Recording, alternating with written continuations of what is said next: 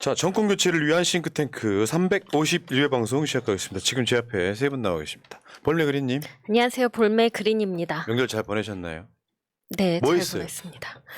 저는 인사동에 있는 그 후쿠시마 전시회 가서 음식 같은 장만 안 했죠? 네. 잘했어.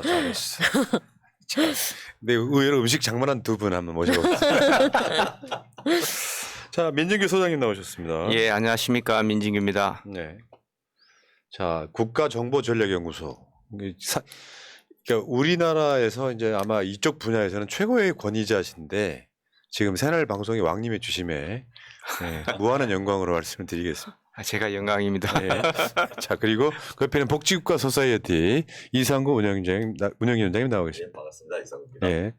두 분은 명절 때 음식 좀 하셨죠? 안 하시면 쫓겨나잖아요. 아직 뭐 저희는 그런 수준 아닙니다. 아직까지. 접근하진 않지만은 자진해서 음식에 참여합니다. 설거지도 좀 하셨어요? 설거지는 저는 잘 안 하는데 뭐 예를 들면 생선을 굽는다든지 밤을 친다든지 이렇게 몇 가지는 제가 맡아서 하고 있습니다. 설거지 같은 거 하기 싫으시면은 뭐 돈 많으시니까 가사 입주 도우미로 하나 부탁드려요. 서로 일 안 하고 살아야지. 돈 벌 사람 벌고. 그런데 이게 제사가 이제 차례가 이 정성을 기울여야 되는 거라서 그 돈이 아무리 많아도 직접 해야 된다 이렇게 또 말씀을 주셔가지고 할 수 없이 제가 그 일정을 비우고 이렇게 참여하고 있습니다. 요즘 누가 음식해요, 근데 명절에 누가 음식하냐고. 해도 사실 잘 먹지도 않는데 그래도 뭐 좀 해야 되지 않겠나 싶어서. 봐요, 그러니까 아직도 꼰대예요. 가볍게 설날이나 추석날에는 그냥 음식 시켜 먹자.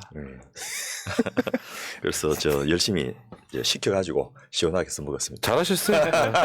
일부는 농담이었고요. 이제 그만큼 여성들한테만 그 과부하가 걸리는 그런 명절 아니었으면 좋겠다 이런 맥락이고 오붓하게 가족들이 맛있는 음식 해 먹는 건 나쁘지 않죠. 자, 그리고 여러분 복지과 소사이어티 후원 좀 해주실 분은 해주시고 후원하기 싫으셔도 좀 해주시고 023172-2353 023172-2353 자, 본격 출발하겠습니다. 진짜 이번에 그 연휴 긴 연휴 첫 시작점에 영장이 기각되고 예. 그게 막 일파만파 소문 나고 했는데 무려 6일간의 연휴. 예. 와.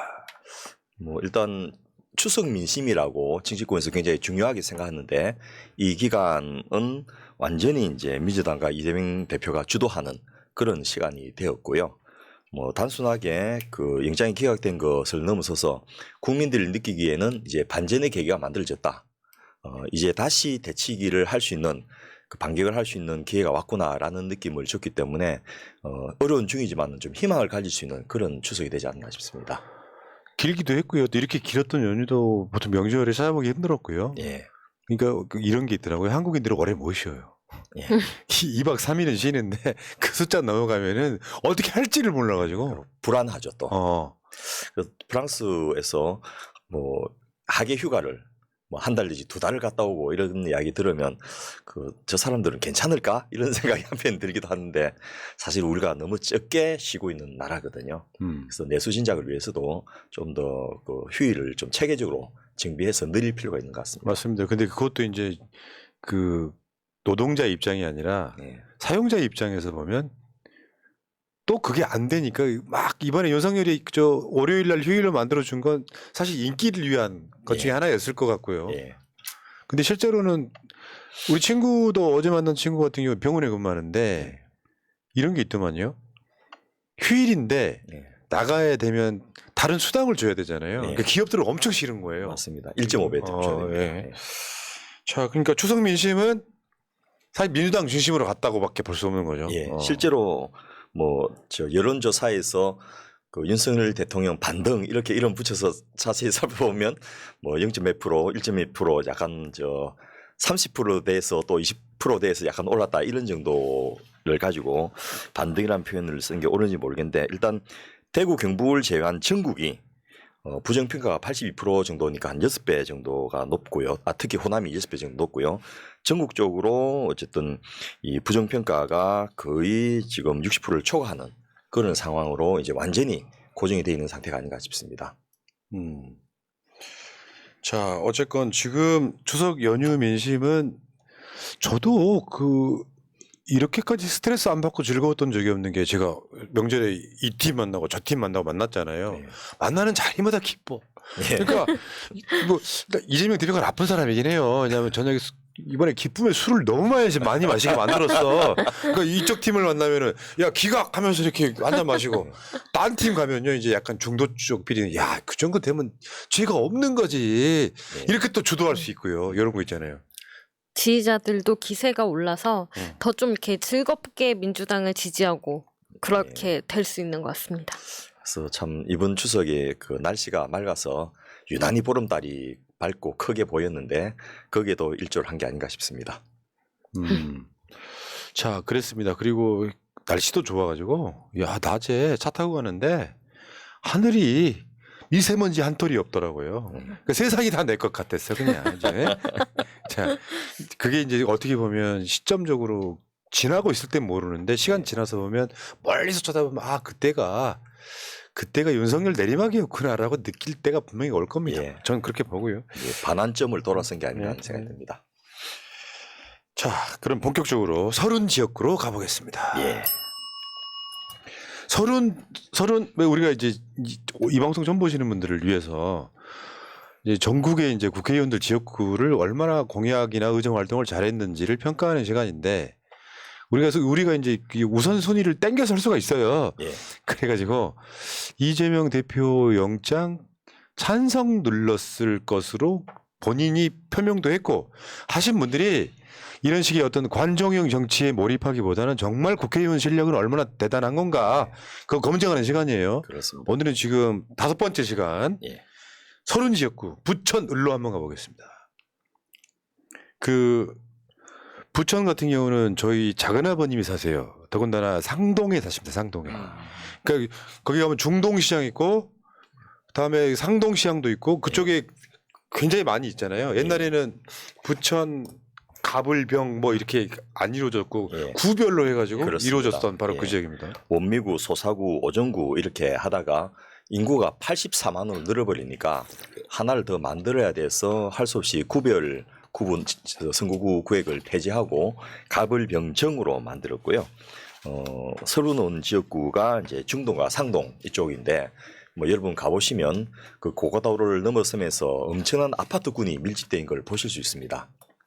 그래서 그 수도권의 서울의 위성도시 중에서 아마 2기 신도시에 해당되는 곳인데 그 급격하게 인구가 늘고 있고 뭐 최근에는 또 다시 좀 그 79만 명 정도로 줄었다고 제가 봤습니다만은 어쨌든 그 국회의원을 4명이나 뽑는 그런 큰 이 부천시에 그 중에서도 가장 좀 개혁적인 성향이 강한 곳 중에 하나. 물론 이제 4개 중에서는 좀 떨어집니다만은 전체적으로 민주당 쪽이 계속 당선될 수 있는 그런 지역이었습니다. 그러니까 원래 이제 우리 옛날 기억도 그래요. 부천에 가면은 그 호남 사람들 많이 산다는 건 우리 고모도 거기 사셔요. 예. 그러니까 호남 사람들이 주로 많이 살아서 일단 구성 자체가 민주당에 유리한 지역들, 전통적인 민주당 도시 중에 하나죠. 부천이. 예. 가끔씩 뺏기는 것도 있긴 합니다만 그건 뭐 개인의 문제 같기도 하고. 그러면 거기에 기존에 예를 들면 대선 때는 그러면 이재명 대표가 표를 얼마나 얻었을까요? 20대 대선 당시에 부천시 전역에서 이재명 후보가 압승을 했는데 여기 저 중동, 상동, 신중동 요쪽은 요게 또 2개로 나눠지는데요. 1호선 역세권, 소위 말해서 이 송내역이나 중동역으로 출퇴근한 분들은 좀 젊은 분들 많고 그 3040 세대들 중에서 서민층 인구가 많고요. 그다음에 7호선 지나는 길주로 주변은 좀 고가형 그 주상복합 아파트 이런 것들이 새로 많이 지어지고 이게 평수가 좀 넓습니다. 그러다 보니까 윤석열 후보가 45%나 득표한 그러니까 부천 중에서는 약간 보수 성향이 강해지는 그런 쪽에 그 서른 지역구요? 예.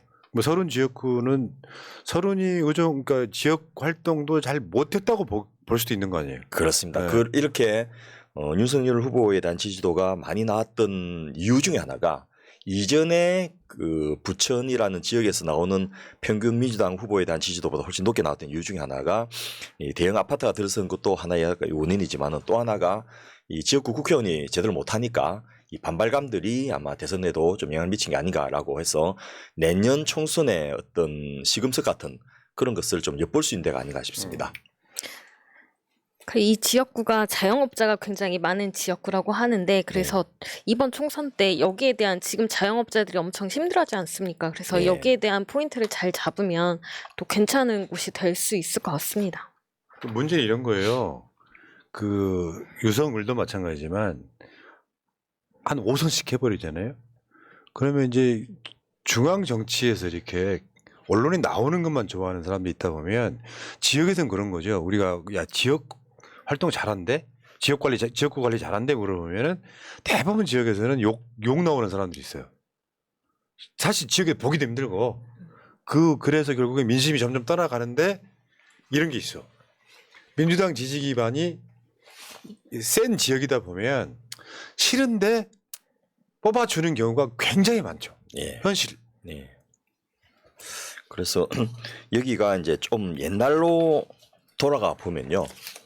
그 한날당 또 지금 국민의힘 계열인 이사철 의원이 15대하고 18대에 당선됐습니다.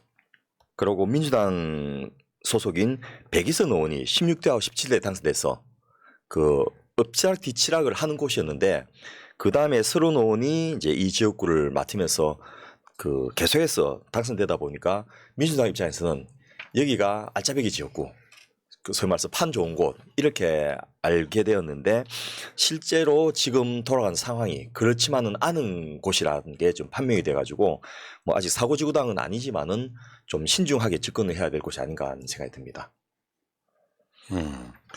자 그러면 이제 일단 모르겠어요. 어떻게 될지 모르겠지만 물갈이 여론이 일단은 걸로 보고 예. 서른을 좀 알아볼까요? 예. 서른원님은 제가 이제 15대 국회 때부터 같이 좀 뵙고 젊었을 때 그 굉장히 활달하게 활동한 모습을 옆에서 지켜보고 참 이 존경하는 마음도 가지고 했는데 일단 박원순 또 홍준표 이런 분들이 태어난 경남 창녕이 고향입니다. 그런데 이 고대 사가 졸업하고 이제 유신 반대 시나 이 또 전두환의 김대중 내란 음모 사건 같은데 연루되면서 이제 그 굉장히 좀 고생을 많이 한 노동운동가 출신의 정치인이고 5.18 유공자이기도 하시고요. 결정적으로 동교동계의 막내입니다. 그래서 김대중 대통령의 총재 비서와 민청년의 그 상임위원을 지내는 이런 경력을 가지고 이제 민주당으로 들어왔고요. 13대 때에는 이제 성북 구 갑에서 출마했었는데 이제 낙선을 했는데 그 다음에 15대 16대에는 도봉을에서 당선됐고요. 이때 제가 이제 처음으로 국회에서 배웠는데 또 10대 18대에는 또 두 번을 낙선을 했습니다. 그러다가 다시 19대 20대 연달아서 이제 이 부천에서 계속 당선되고 있어서 선수로 보면 무려 현재 5선입니다. 그러니까 어느 시점에 서울 국회의원 하다가 어느 시점에 부천으로 가서 예. 거기서 지금 또 지역구 터잡고 지금 예. 하고 있는 거죠. 그리고 내년에 또 나오실 거라고 이렇게 해가지고 6선 정도 되면요.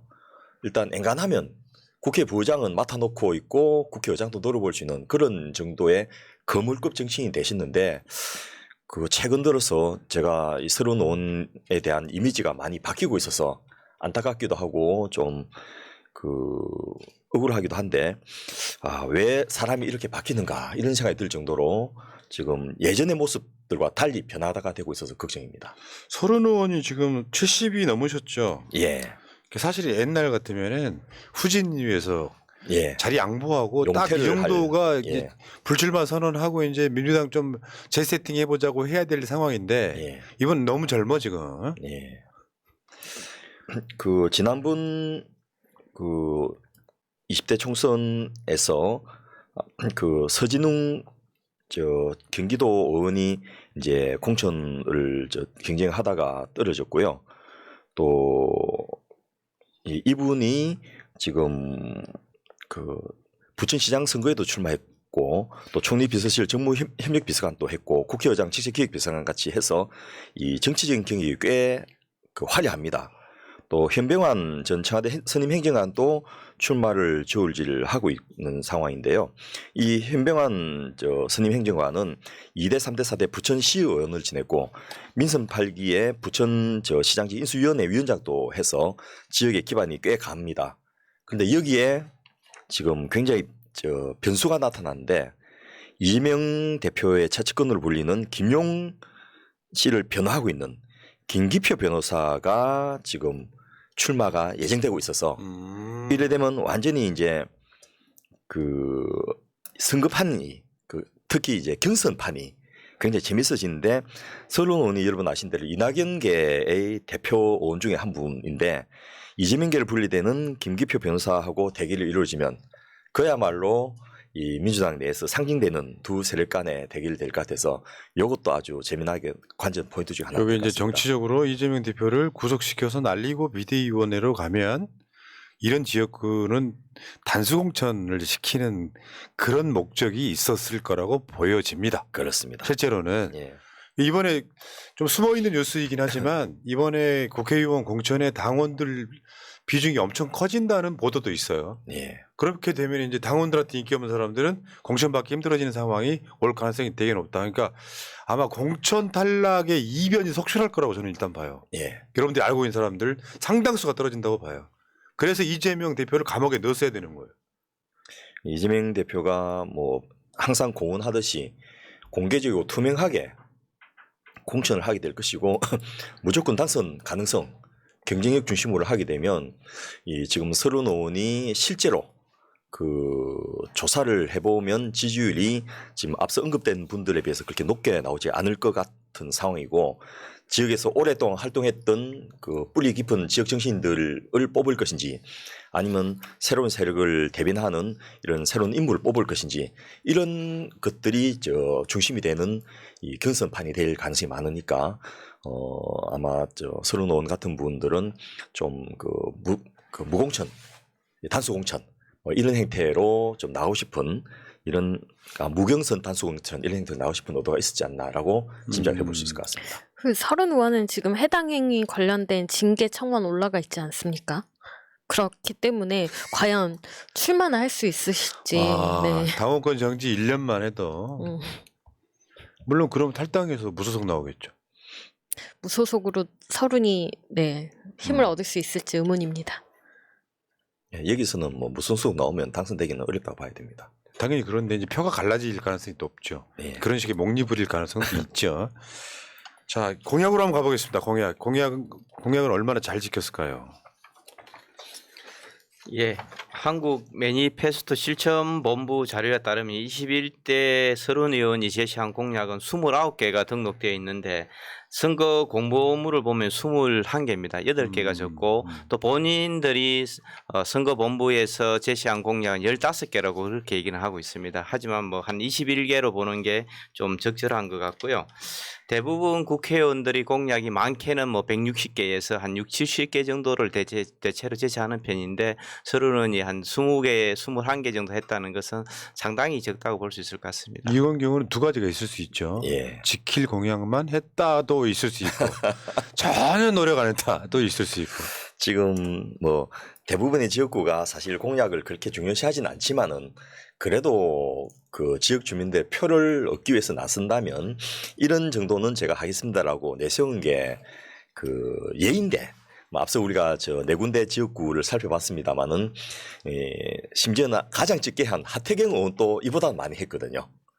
그런데 평균적으로 한 60개, 70개 정도는 하는데 20개 정도로 퉁치려고 하는 것은 지역구 유권자들 좀 무시한 게 아닌가.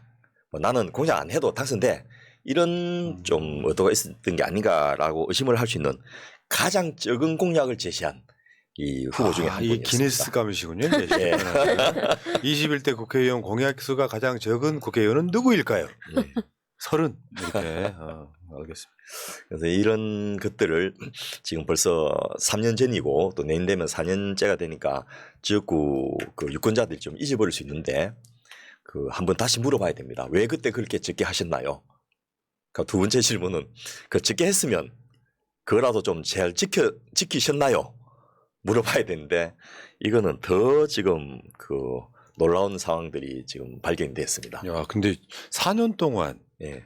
보통 서울이나 수도권에서 의원 그러니까 저 숫자 많으면은 몇십만 뭐 하잖아요. 한 지역구가. 예. 그러면 21개 뭐 이런 공약 정도로 채워지는 것도 좀 신기하고요. 그렇습니다. 할 일이 굉장히 많을 것 같은데 각 분야별로 해갖고. 예. 근데 그러면은 저 공약 말고요. 법안으로 한번 가볼까요? 예. 법안은 어떻습니까 지금? 일단 공약이 대부분 이제 법안이나 예산이나 정책으로 돼야 되는데 21대 국회에서 서른 의원이 대표 발의한 법안이 54건인데 가결된 법안은 딱 한 건입니다. 그것도 본인이 해당되는 그 5.18 민주화 운동 진상규명을 위한 특별법 일부 개정안 요거 하나만 딱 통과됐고요. 계류 중 법안이 50건, 예. 54건 중에 예. 가결된 법안은 한 건. 그래서 법안 발의 중에 통과율, 가결률은 1.9%입니다. 아마 뭐 야당 의원이라 하더라도 이렇게까지 적기도 힘든데 거의 뭐 법안에는 신경을 안 썼다고 볼 수 진짜 있을 것 심하네요. 같습니다. 거의 안 했다고 봐요. 예. 왜냐하면 그 민주화 운동 하면서 김대중 대통령과 관련이 있으면은 당시에 막 투옥되고 이러면서 민주화 인사로 여기 이제 인정받고 이러는 것도 있지만 이 법만 딱 하나 통과되고 수정 가결안이네요, 이것도. 예. 그러면 진짜 뭐 이런 게 하나도 없네, 이 양반은. 그런데 이분이 이렇게 일을 안 하는 의원은 아니었거든요. 지난 20대 국회의원 시기에 뭐 이때 제가 기억하기로도 굉장히 뭐 교육 상임위에서는 발군의 실력을 보이는 그런 전문가였고 굉장히 그 열정적으로 일하던 분이었는데 이때 154건을 대표 발의했고 본회의 통과가 73건입니다. 거의 50%에 달하는 이 법안 통과율, 가결률을 보일 정도로 굉장히 활발한 의정 활동을 하신 분이었는데 갑자기 오선제 되면서 이렇게까지 거의 그냥 뭐 거저 먹고 지내는 이런 의정 활동을 보여가지고 아 사람이 이렇게 바뀌나? 그 누가 선수 제한법 이런 거 이야기하던데 바로 그런 케이스에 해당되는 분이 아닌가 이런 그러네요, 생각이 진짜. 듭니다. 보니까 그 19대 때도 법률 소비자연맹 총본부에서 선정한 국회의원 공약 대상을 수상을 했어요. 이때 17대, 18대에 낙선하고 19대에 들어와서 그때는 좀 열심히 했던 것 같은데 역시 5선씩이나 하다 보니까 아무것도 안 해도 내가 당선이 되네? 라는 게 생기니까 그냥 자기 기득권만 유지한 게 아닌가라는 생각이 듭니다. 그러니까 이제 뭐 이거 뭐 공약이고 법안이고 이런 거 필요 없이 그냥 내가 뭐 중진이고 나는 사실상 국회의장급이고 이재명 뭐라고 해도 누가 남 못 건드리고 뭐 이런 것들이 복합적으로 작용하지 않았을까? 네. 아하. 사실 국회의원을 오래 하면 그 할 수 있는 일이 많아지거든요. 그 3선만 해도 상임위원장 내다볼 수 있고 4선부터는 국회 부의장을 바라볼 수 있기 때문에 진짜 하고 싶은 일 좀 하려면 한 4선 정도 그러면 16년 내지 20년 가까이를 하면 뭔가 업적을 이뤄낼 수 있는 그런 시기인데 이렇게 갑자기 급격하게 액티비티가 떨어지는 이런 것들이 우리나라 국회의원들이 자꾸 물갈을 해야 된다라는 이런 그 일반인들의 심정을 좀 부추기는 듯 해가지고 좀 씁쓸하기도 합니다. 그리고 제가 봤을 때 이렇게 되면 서른 의원 공천받기 힘들죠. 민주당 내부 권력 싸움 이런 걸 떠나서 실제로는 그렇게 돼야 되는 거잖아요. 딱 국회의원 하라고 시켰는데 일을 안 했어요. 그럼 당연히 선수를 바꿔야죠. 네. 우리가 싫어해서가 아니라 당연한 거잖아요. 이제 효능감 떨어졌어. 아무것도 안 해. 그럼 바꿔야죠. 그런데 단순하게 이 서른 의원을 바꿔야 되는 상황을 넘어서서 만일 또다시 서른 의원이 후보를 놨으면 이 지역구를 내줘야 되는 이런 상황까지 예상돼 가지고 이거는 좌시해서는 안 될 지역구구나 이런 느낌을 받았습니다. 그러네요. 자, 그러면 이제 다시 공약으로 가서 공약을 한번 볼까요? 공약이 어떻게 구분되는지 한번 보겠습니다. 예, 전체 총 21건의 공약 중에서 정치 관련 공약은 한 건도 없고요. 경제 관련 공약이 3건, 뭐 사회 복지 관련된 공약이 10건, 문화 관련된 공약이 7건, 과학 기술 관련 공약이 1건 이렇게 되어 있습니다. 그래서 실질적으로 보면 그 뭐 인프라를 건설한다든지 그 일반적인 뭐 문화 관련 이런 공약이 전체의 80% 이상을 차지한다 이렇게 볼 수 있을 것 같습니다. 아까 말씀하신 뭐 소상공인이라든지 지역 경제라든지 이런 관련된 공약은 뭐 거의 없는 그런 실정입니다. 야, 근데 이 표만 봐도요 공약 굉장히 심플하시네. 예, 헐렁하죠. 얼렁하네. 이거 있잖아요. 내가 좀 다른 얘기지만 진기훈 강서구청장 후보 예. 질문지를 계속 캠프에서 달라 그래요. 근데 나 같은 사람들은 그 질문지 만드는데 10분도 안 걸리거든요. 예. 착착착 뭘 물어봐야 할지 아니까. 예. 그거랑 좀 비슷한 거지. 내가 쓰라 그래도 이거 한 20분이 만들겠는데요? 보통 민 소장님이 이 공약을 정리해서 표 하나로 담아내려고 굉장히 힘들게 고생을 하시거든요. 어. 칸이 찍어가지고. 그런데 보신 대로 칸이 막 빈칸도 있고 헐렁헐렁합니다. 오늘 서른 때문에 그저 먹으셨네 아주. 소장님 이게 재밌다 이거. 예, 자료를 준비하기도 좀 힘을 덜 들게 하는 그런 효과가 있었는데 일단 그 앞서 말씀드렸던 전체 공약의 한 50% 가까이 차지하는 사회하고 복지 공약도 이게 외곽순환 고속도로 하부도로를 지하화해서 복층화하겠다 이런 내용들 또 스마트 교통신호 시스템을 구축해갖고 교차로 통행 시간을 절감하겠다 또 공용 주차장을 확충해서 주차 불편을 해소하겠다 뭐 이런 정도라서 일단 다른 지역에서 볼 수 있듯이 사회나 복지 공약이지만은 대부분 토목 건설 공약들로 채워져 있고요. 또 하나가 이게 좀 그 타겟이 불분명한 이런 공약들이 되게 많아가지고 그냥 저 보기에는 좋은데 그래서 구체적으로 어떻게 하겠냐 그렇지. 물으면 아무 내용도 없고 대안도 없는 이런 것들로 돼 있어서 공약을 만들어서 제시할 때도 상당히 부실하게 그러네요. 예, 그 보좌관들을 또 뭐 저 신경도 안 쓴 이런 게 아닌가라는 생각이 들어서 뭐 이때 전부 보좌관을 전면 교체를 했나 이런 생각도 들고요. 그러니까 무상교육 질 개선. 예, 다음에 무상교육 공공성 강화.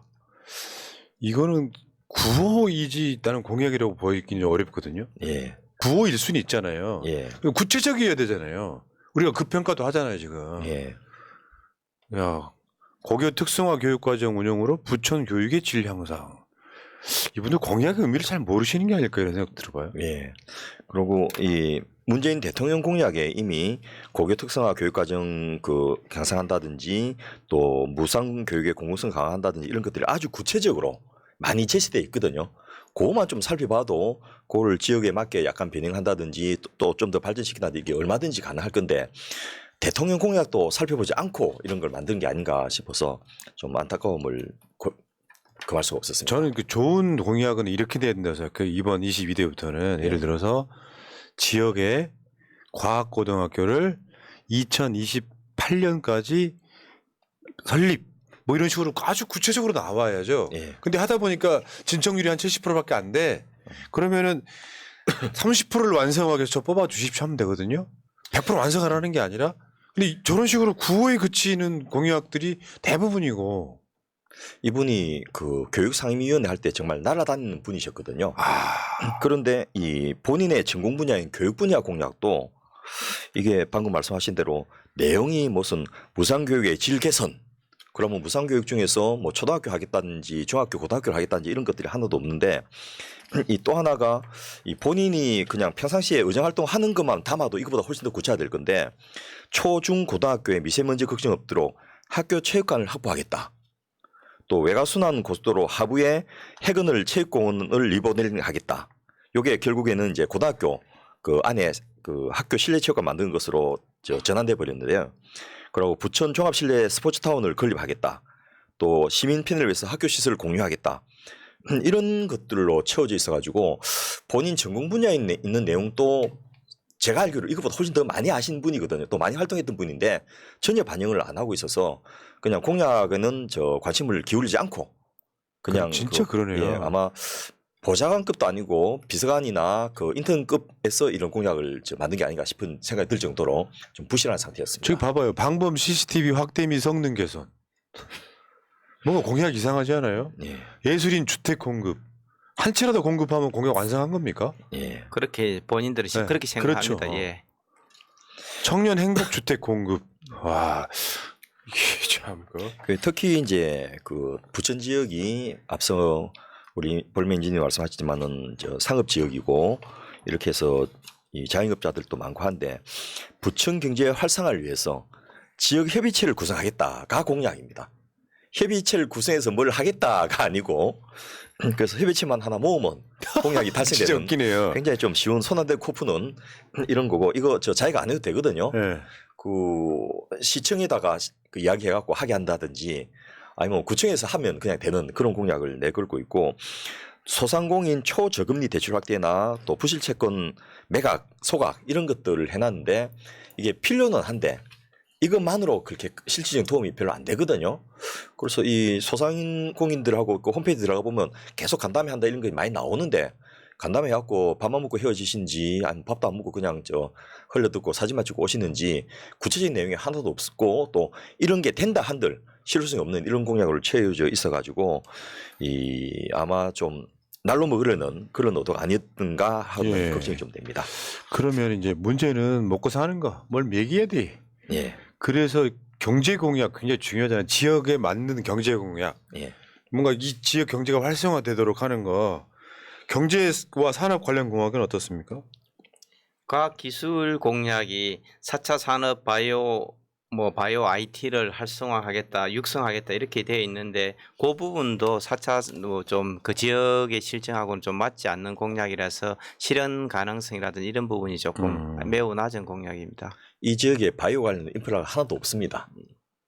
그리고 이미 다른 지역에서 IT 하면 뭐 판교 이런 데가 우리나라 최고를 잘 나간 데지 않습니까? 그런 데하고 어떻게 경쟁하겠다든지 역할 분담 어떻게 하겠다든지 이런 내용도 하나도 없고 또 홈페이지 들어가서 그 본인 이제 홈페이지는 브로그로 운영을 하고 계시던데 거기 살펴봐도 뭐 부천 지역을 어떻게 하겠다 이런 내용이 하나도 없어가지고 그냥 안 하고 세배만 타먹는 이런 행태로 지난 시간을 보낸 게 아닌가 하는 생각이 듭니다. 야, 사실 부천은 좀 밭이 좋아서 예, 민주당 시장에다가 민주당 국회의원들 많잖아요. 예, 그러면 이게 제가 이번에 연휴 때 느낀 건데 성남에서 살다 온 사람들 이야기를 들어보면 성남이란 도시가 이렇게 발전할 줄 몰랐다는 거예요. 예, 실제로. 그러니까 나는 용인을 갔다 왔거든요. 예, 용인이 발전을 못하고 있는 이유와 바로 옆에 성남에서 결국 시장의 차이가 분명히 있거든요. 예, 시장이 똑똑한 사람 하나가 한 8년 해버리니까 성남 자체는 비약적으로 발전을 하는 거 있잖아요. 그러면 부천도 사실은 그런 식으로 민주당 시장하고 민주당 국회의원들 해서 특색 있게 뭔가 만들어가면 되거든요. 예. 근데 쉽게 표현해서 정치 노릇만 하고 계셨던 거 아니에요? 그렇죠. 그것도 뭐 올바른 방향에서 그 정치 개혁을 제대로 추진했던 것은 아닌 것 같은데 지역이 이렇게 침체되고 지역 주민들 삶이 어려운데 분명한 책임을 그것도 이제 오순째니까 좀 느끼셔야 될 분이 아닌가 싶습니다. 다음에 그러면 이제 평가를 한번 해볼까요? 공약 평가 결과. 예, 저희가 21개의 공약을 달성 가능성, 적절성, 측정 가능성, 운영성, 합리성 5가지 영역으로 평가를 해봤습니다. 달성 가능성 관련 부분도 하고, 측정 가능성도 하고, 운영성, 뭐 공무원들이 운영할 능력이 있는지 실제 그런 부분에서도 하고, 이 공약이 부천 지역의 경제라든지 지역 주민에 도움이 되는지 이 부분도 하고 유일하게 중을 받은 게 적절성인데 그 부분도 소상공인 초금리 대출을 확대하거나 부실채권을 매각한다는 것 자체는 굉장히 좋은 공약이고 소상공인에 도움이 되지만은 지역 주민하고는 거의 관계성이 없어서 그 부분도 실질적으로는 하라고 볼 수 있을 것 같습니다. 하. 예. 예. 그래서 5개 영역이 사실상 사실상 전부 다 예. 뭐예요? 솔직히 말씀드리면요, 저는 민주당 사람들이 국민의힘보다는 더 월등하고 우월하다고 믿어왔거든요. 예. 실제로 그렇잖아요. 진정성이 있으면 공약을 뭔가 좀 국민의 삶의 질을 개선시키는데 이렇게 막 노력하는 걸로 보이는데 이런 정도 되면 사실 차별화를 이야기를 못 하겠는데요. 예. 그래서 이 본인이 그냥 아무것도 안 하고 시간 보내는 것이 이 전체 민주당 지지자들이나 또 민주당에 대한 지지율이나 신뢰도에 영향을 미친다 이런 좀 책임감도 느꼈으면 하는 아쉬움이 있는 곳인데요. 특히 이제 달성 가능성의 측면에서 보면 도대체 어떻게 하겠다는 거지 이런 느낌을 주는 공약들 꽤 되는데요. 외곽순환 고속도로 여러분 잘 아신 대로 지금 제2 외곽순환까지 이제 만들어져 있는 그런 상황인데 여기를 하부도로로 그 지하화, 복층화하겠다. 이게 옛날에 정주영 그 대통령 후보가 경부고속도로 복층화하겠다는 거 똑같은 공약인데 그러네. 이게 일단 저 지역구원이 할 수 있는 정도의 사이즈가 아니고 또 실제로 이게 실현 가능한지에 대해서 또 필요한지에 대해서 이미 제2순환을 건설을 하고 있는 이 상황에서 이게 나온 거거든요. 그래서 왜 이런 것들을 앞뒤 안 가리고 냈는지 명분은 이게 무슨 교통의 편리성 때문인지 뭐 이런 게 좀 짐작이 안 되는 어느 쪽으로 보더라도 마치 이 서울 양평 고속도로 꺾는 거와 비슷한 이런 느낌을 가지는 이런 공약이어서 도대체 생각을 하고 이걸 만드는지 또 예산 투입 대비 효과가 과연 얼마나 있을 것이라고 생각하는지 무엇을 위해서 이 공약을 내걸은지가 좀 의심스러운 그런 상황입니다. 그러네요. 제2순환도로가 나중에 그게 다 완공이 되면요 또 김건희 고속도로랑 또 만나요. 예. 그 안에 만나게 돼 있어 아주. 어쨌건 구체적 실현 방안이 없는 구호에 불과하다 이런 평가를 내렸고요. 이 스마트 미세먼지 클린 특화단지 조성 이것도 이제 부천 지역에 소규모 공장 소규모 공장도 있으니까 이걸 통해서 미세먼지를 저감하겠다는 건데 어떻게 하겠다가 없습니다. 무슨 벤틸레이션 시스템을 더 강하게 하겠다든지 양압 시스템을 해가지고 이 미세먼지를 깔아앉혀서 섹션을 하겠다든지 기술이 나온 게 많거든요. 공기청정기 한 두세 개 정도 깔아놓고 공기질 개선했다고 할 사람들이네 이 사람. 예, 그럴 가능성이 있습니다. 그조차도 안 하고 그냥 묻어서 넘어갈 가능성이 굉장히 많은데 이 자기 공약을 누군가가 지켜보고 특히 지역 주민들이 이것을로 관심을 갖고 판단하겠다라는 생각 자체를 안 하고 내건 공약이 아닌가 이런 의심이 들 정도입니다. 그다음에 이게 달성 가능성 측면에서는 하를 맞은 거고 그렇습니다. 적절성도 한번 볼까요?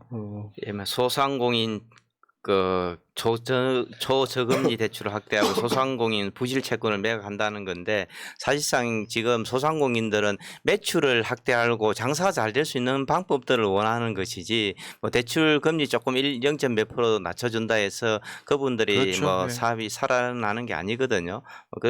사실 부실 채권 소각하는 그런 부분들도 지금 당장 망한 사람들한테는 도움이 조금 되는 것이지 지금 현재 사업을 하고 있는 사람하고는 전혀 관계가 없는 그런 그러네요. 일들인데 그래서 합리적이긴 한데 사실상 크게 도움이 안 되는 그런 공약이다 이렇게 볼 수 있을 것 같습니다. 지금 윤석열 정권도 이런 식이잖아요. 예.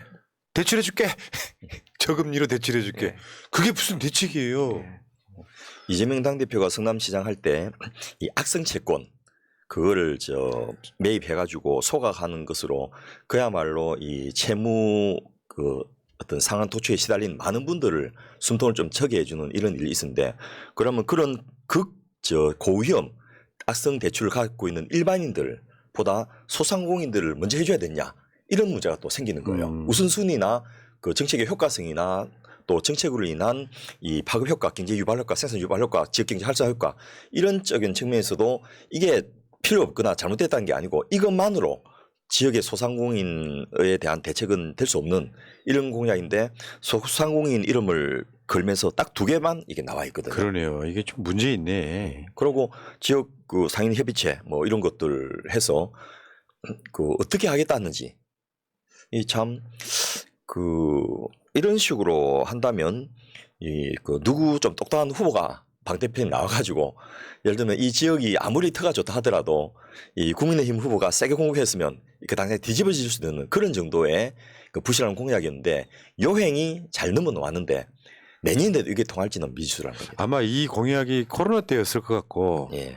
문제는 이런 거지. 이제 예를 들어서 이재명 성남시장의 지역 화폐 이런 것처럼 그런 것들을 확대해가지고 장사 잘 되게 뭔가 이렇게 시스템을 만들어가는 과정이었다면 될 텐데 대출해줄게. 이건 무슨 공약이 좀 이렇습니까?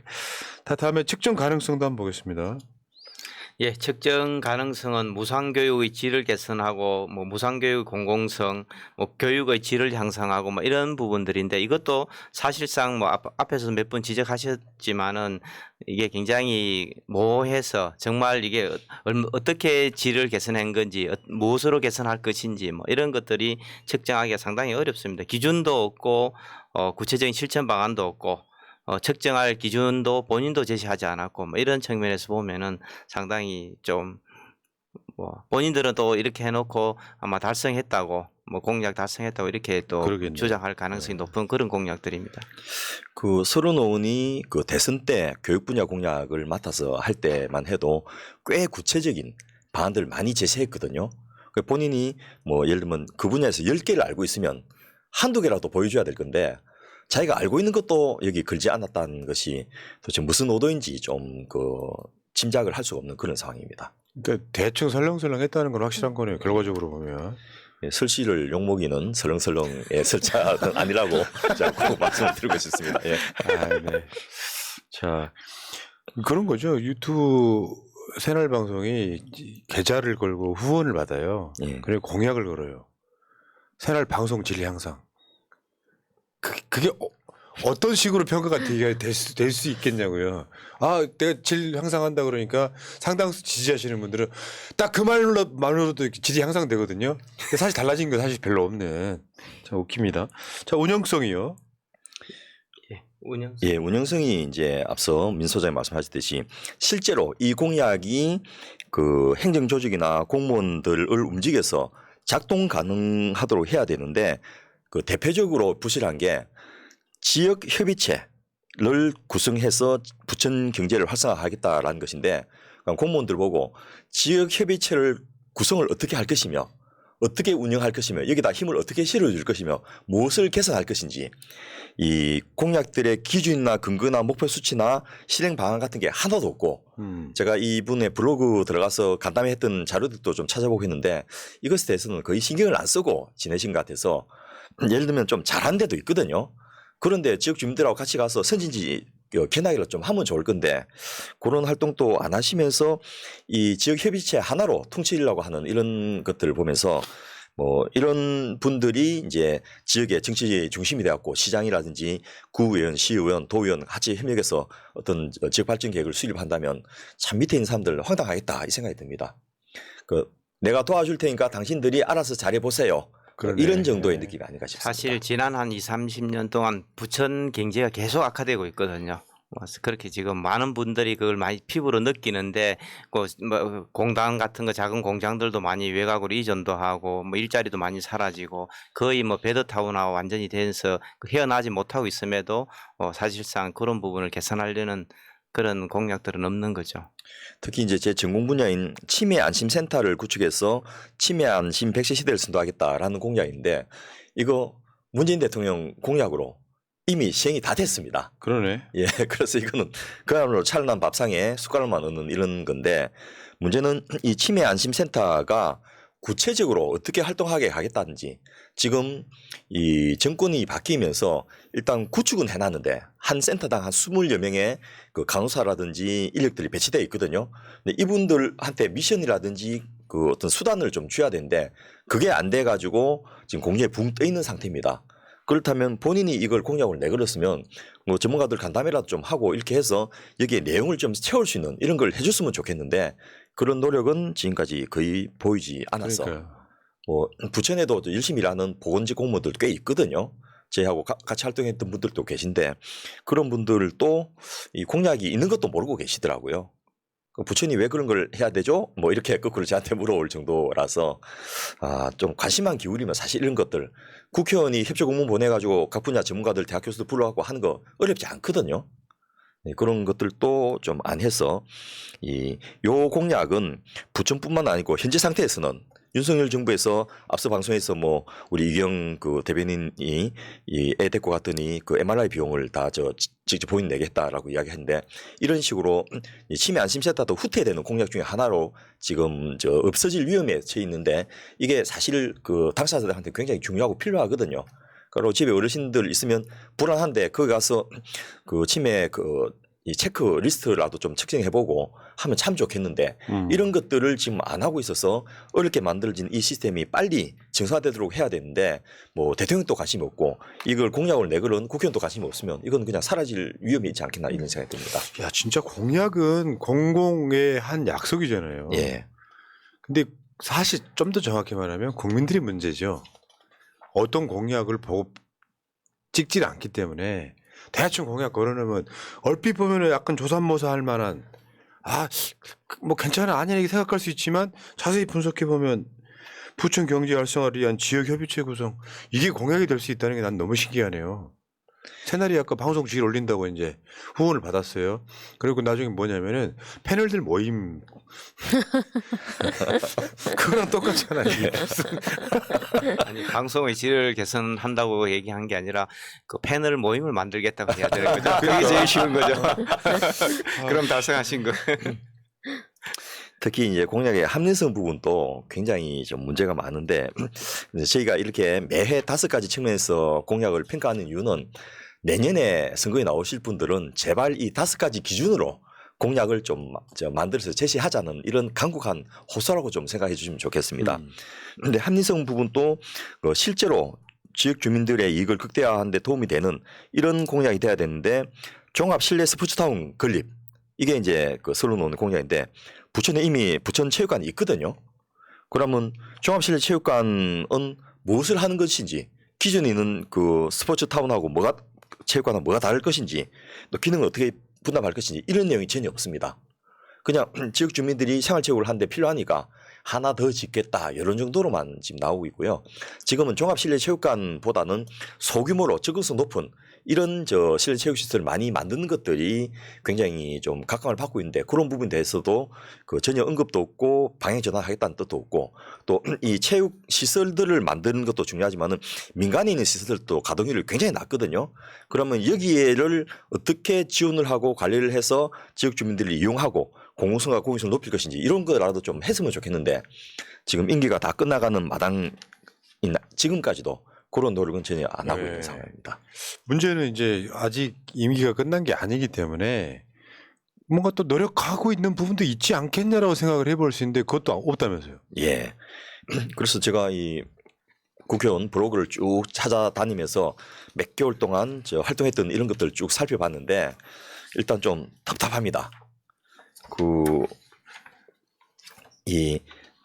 최근 이분이 그 퇴직 후에 아프리카 쪽하고 무슨 사업을 하려고 관심을 가지고 계신지 지금 국회 아프리카 포럼의 공동회장으로 계시거든요.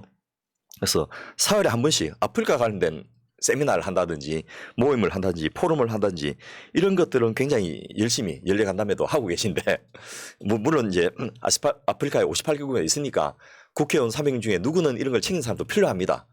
그런데 이걸 다른 것 하면서 뭐 10개나 20개 중에 하나 정도로 하면 좋겠는데 그게 아니고 3개나 5개 중에 하나 정도로만 하고 있고 정작 본인의 지금 현재 소속 상임위인 국방위원회 활동조차도 뭐 국감 때 그것도 작년 국감 때 잠깐 바짝 한 거 말고는 지금 내용이 거의 없어서 이렇게 해가지고 다시 표 달라고 하기가 대단히 미안하지 않겠나 하는 생각이 듭니다.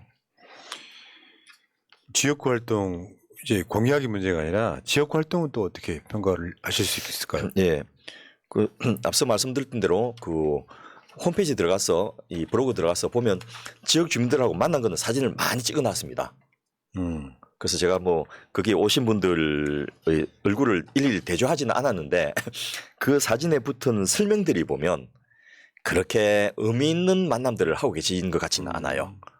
맨날 만나던 분들을 계속해서 돌아가면서 만나고 계신 이런 것 같고 의정 보고서를 살펴봤더니 의정 활동 보고서를 이제 해마다 그 지역 구민들에게 더 자기를 찍어준 분들에게 제가 이렇게 활동했습니다 하고 보고한 것인데 여기에 해건을 체육공원 리모델링 했습니다. 뭐 또 그 웹툰 융합 그 센터 건립을 했습니다. 뭐 복사골 문화센터 이 부천이 복사골을 합니다. 그 수영장 리모델링 했습니다. 공영 주차장을 확충했습니다. 이런 것들은 사실 지역의 구의원들이 하는 공약들이거든요.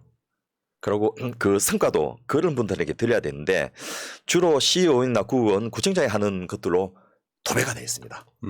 심지어 이런 거로 지역 지도에다가 자기가 했다라고 이제 막 표시를 다 해놨어.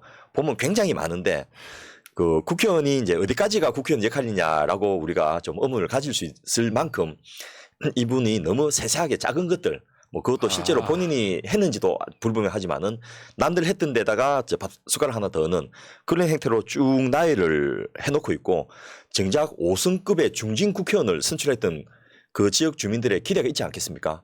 그에 부응하는 역할들은 별로 찾기가 쉽지 않았다는 겁니다. 아, 그러니까 결국 시의원, 구의원 뭐 이런 사람들이 해놓은 거에다가 숟가락 딱 얹고 이거 내가 했다. 뭐 그런 경우 사실 지역마다 가면 많긴 한데. 예, 그럼 5선만에 뭔가 특화된 게 있어야 되잖아요. 예, 그거 초선도 할 수 있는 거잖아. 예. 그리고 앞서 언급했던 대로 뭐 다목적 체육관 건립 요거는 결국 어떻게 바뀌었느냐?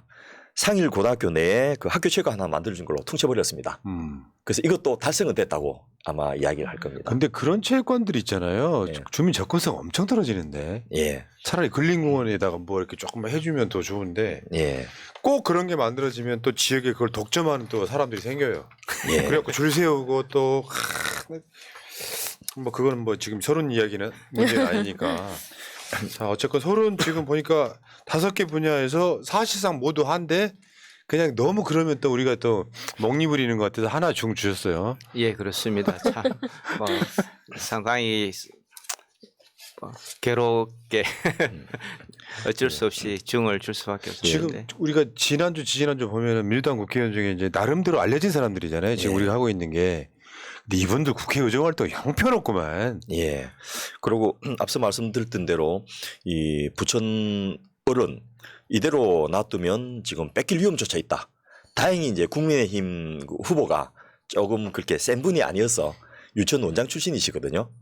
그래서 뭐 별로 알리지도 않고 또 어떤 활동도 열심히 안 해서 그 아직까지는 버티고 있는데 만일 지역에서 좀 센 사람으로 전략 공천을 해버릴 경우에 이대로면 지역구 내줘야 될 정도로 좀 위험한 상황이 아닌가 싶습니다. 근데 이런 측면도 있네요. 그러니까 이쪽 진영에서 나름 셀럽인 도전자들이 있잖아요. 예, 이분들은 무난히 갈 수도 있을지 모르겠는데 예, 안 알려진 사람이 대항마로 있다 보면 서른으로 그냥 갈 가능성도 커지는 측면이 있는 거죠. 네, 지금 보니까 그러네. 처음에 양문석 박사가 서른 지역구로 간다는 얘기를 했었거든요. 네. 그럼 매치업이 정확하게 돼요. 예, 근데 우리한테 잘 안 알려진 사람한테는 뭔가 좀 이렇게 적극적으로 붙어서 뭘 하기는 좀 어려운 측면도 있어요. 그게 좀 우려가 되긴 합니다. 그래서 이제 준 사고지구당으로 판단해서 당에서 적절한 조치를 좀 하지 않으면 이 그야말로 알짜배기 지역구라 하는 여기까지 내주는 이런 사태들이 좀 우려가 되는 것입니다. 알겠습니다. 자, 2024년 총선 지금 정말로 공약 잘했는가? 우리는 사심이 없습니다. 예, 어쩌다 보니 서른이 한 거예요 지금. 분석 한번 해봤고요. 진짜 민주당과 국민의힘이 크게 다르다는 것을 보여주는 지역구도 꽤 있을 거예요. 예, 근데 이런 지역구는 전혀 우리가 이제 정말 이렇게 자랑할 게 하나도 없는 그런 지역구였습니다. 이런 거나 좀 잘하시고 뭐 저 텔레비전이나 라디오 나오시기 바랍니다. 전 그랬으면 좋겠어요. 자기 실력도 없는데. 그럼 다음 주는 예정대로 예. 이원욱 의원 쪽으로 이원욱, 예, 다음 주 지역구는 이원욱. 우연히 그렇게 되네요. 자, 시청자들의 그 성화에 힘입어서 네. 그렇게 정권 우선- 교체를 위한 예. 싱크탱크 351회 방송 마치겠습니다. 자, 다 고생하셨고요. 새나라 물러갔다가 이따가 8시 반에 진교훈 후보 인터뷰 때 다시 올게요. 세 분 고생하셨습니다. 고맙습니다. 예, 감사합니다. 민주주의 평화 통일 다 죽어간다 이대로는 놔둘 수 없다 자, 다시 한번 해보는 거야. 자, 다시 한번 싸우는 거야. 자, 손 맞잡고 어깨를 걸고 우리 함께 이기는 거야. 자, 다시 한번 해보는 거야. 자, 다시 한번 싸우는 거야. 자, 손 맞잡고 어깨를 걸고 우리 함께 이기는 거야. 자, 다시 한번 해보는 거야. 자, 다시 한번 싸우는 거야. 자, 손 맞잡고 어깨를 걸고 우리 함께 이기는 거야. 자, 다시 한번 해보는 거야. 자, 다시 한번 싸우는